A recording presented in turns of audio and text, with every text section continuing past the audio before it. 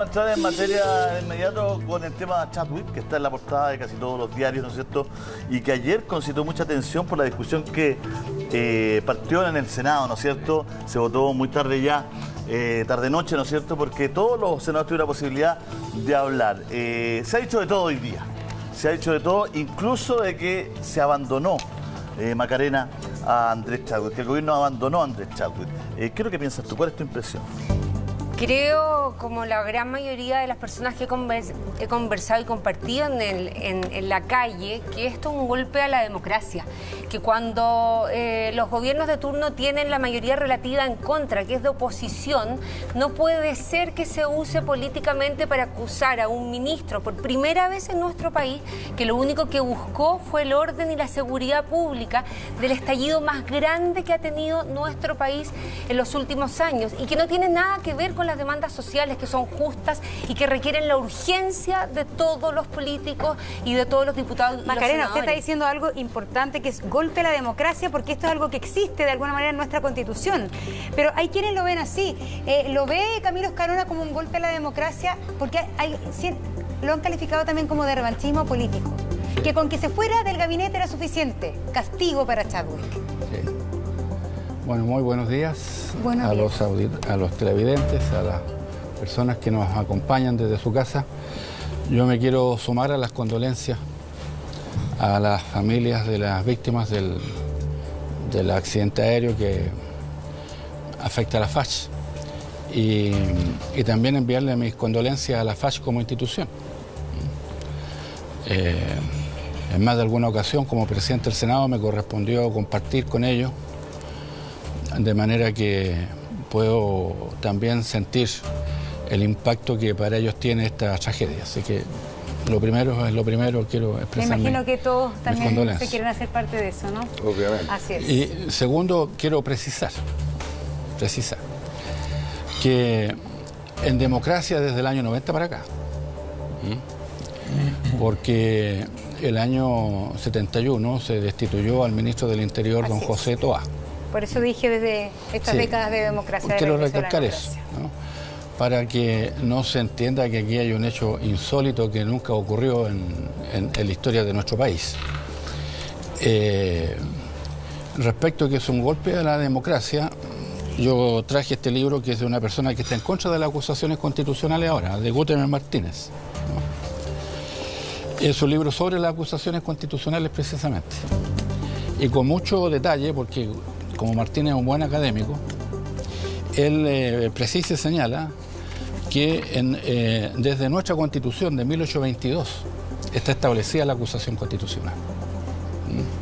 Es decir, el país inmediatamente que dejó o avanzó y superó los reglamentos constitucionales con los cuales se rigió la nación desde 1810, desde su Constitución de 1822, se instaló la acusación constitucional como un mecanismo de control del Parlamento sobre el Ejecutivo, porque tenemos un régimen presidencial. Camilo, disculpe lo interrumpo, pero eso no está en cuestión.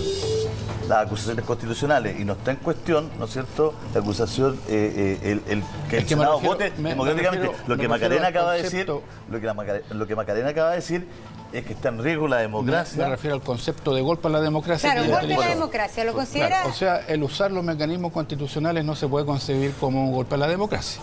Disculpa, o sea, me refiero con argumentos porque el artículo 19 de la Constitución dice claramente que tiene que haber un debido proceso. Lo que menos hubo ayer en el Congreso fue un debido proceso.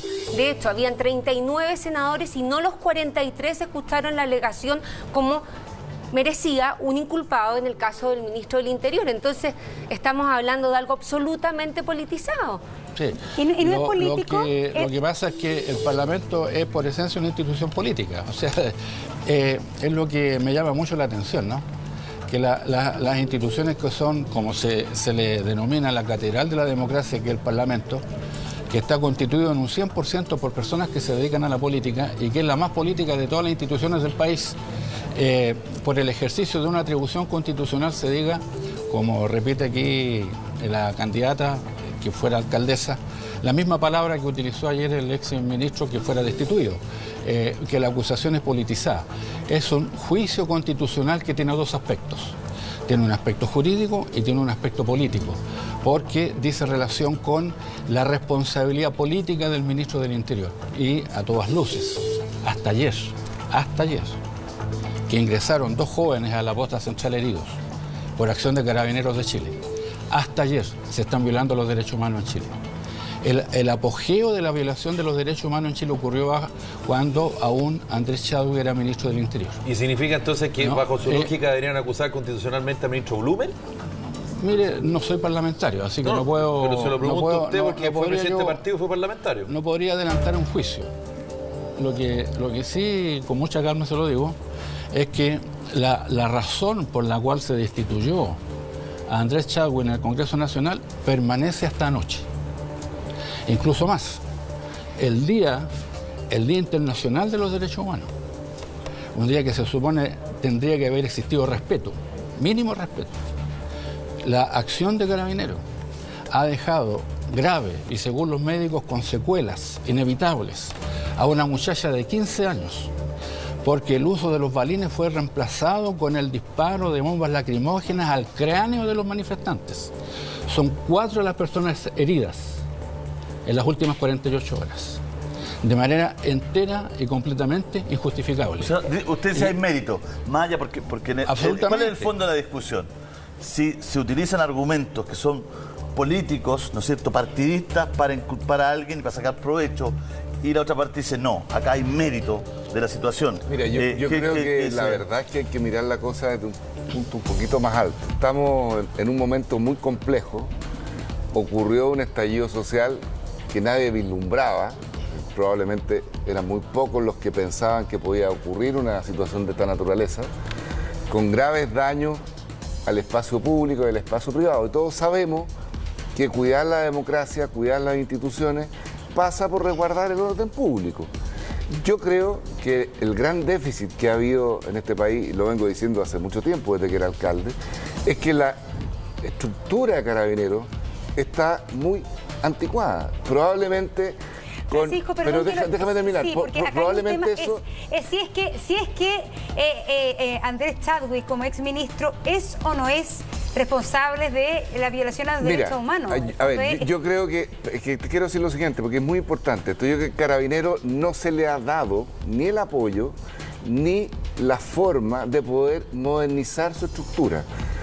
Hoy día Carabineros actúa prácticamente como guardias de seguridad, no tiene muchos elementos y tampoco tiene la preparación ni la ha tenido para poder controlar una situación como la que ocurrió. Y yo creo que por eso que se está mirando hoy día en Europa, otros países donde han ocurrido este tipo de situaciones, para poder actualizar un poco. Y eso no es responsabilidad del ministro del Interior, que es el encargado de la seguridad. Pero Montserrat, solo para ir cerrando el tema de la acusación. Desde la vuelta a la democracia, producto probablemente de lo que ocurrió antes, con la violación de los derechos humanos, con este sesgo que había en torno a las policías, a los militares, y eso fue de alguna manera desencadenando una situación donde Carabineros tenía una muy buena evaluación en la encuesta y por lo tanto se sentaron en los laureles y no hicieron las transformaciones necesarias para modernizar una institución que hoy día, con la tecnología que hay y con las formas que hay, obviamente sin violar derechos humanos.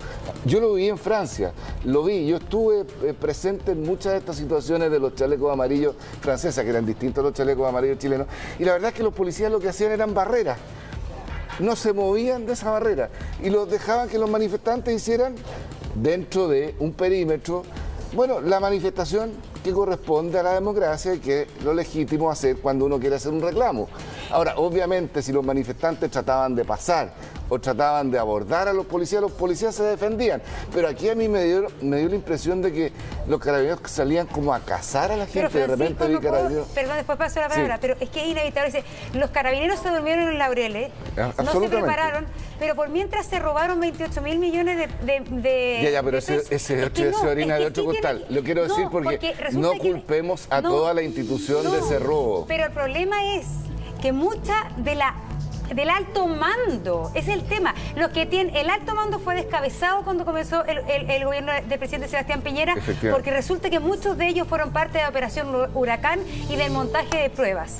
y muchos de ellos también están involucrados en un fraude que es de más de 28.000 millones de pesos y que se fue prolongando por más de 10 años. Bueno, Entonces uno dice, yo creo que ese proceso judicial hay que investigarlo. Pero no tiene que ver, tiene que ver una cosa con que Carabineros no se preocupó de lo que tenía que preocuparse. Yo no sé si tiene que ver o no tiene que ver. Lo que sí sé, porque yo fui alcalde de 16 años en una comuna importante, y es lo que vi, que Carabineros nunca, salvo el plan cuadrante, que era una cosa bastante debilucha para el control de la delincuencia, porque presumía que con la presencia policial nadie se iba a atrever a hacer nada.